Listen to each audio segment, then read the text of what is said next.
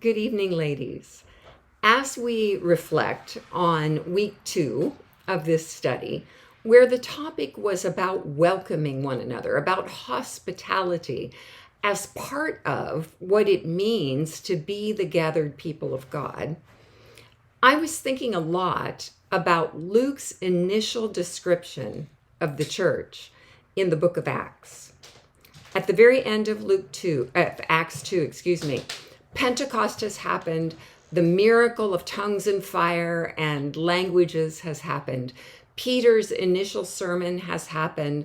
And there's been this massive response to the gospel message about the risen Jesus.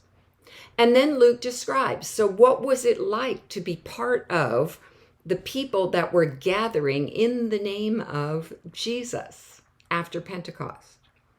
And beginning in verse 43, he says this: awe came upon everyone. And that everyone takes us out beyond the church itself into the larger culture. All of those who were resident in Jerusalem and watching these things, awe came upon them because many wonders and signs were being done by the apostles. And then without any transition whatsoever, Luke says something else, which seems to indicate that it was part of the signs and wonders. Verse 44, all who believed were together and had all things in common. That was as much a sign and wonder. That was as much a producer of awe as the miracles of healing and tongues. Verse 45, they would sell their possessions and goods and distribute the proceeds to all as any had need. That spirit of generosity and mutuality that characterized the church was a sign and a wonder to the larger culture. Day by day, as they spent much time together in the temple, they broke bread at home and ate their food with glad and generous hearts, praising God and having the goodwill of all the people. And this little connector is important, day by day, the Lord added to their number those who were being saved.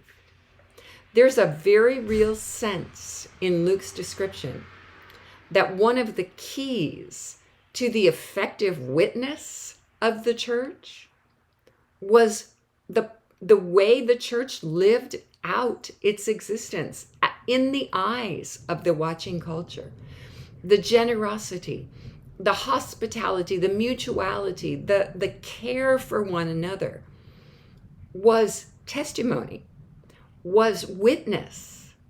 As much as any of the miracles, it was the character of the gathered church that gave credence to the message of the resurrected Jesus.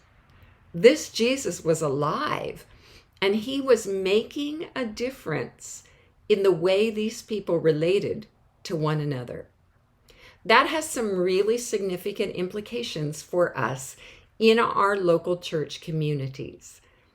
What if our witness depends as much on the quality of our life together as it does on anything else?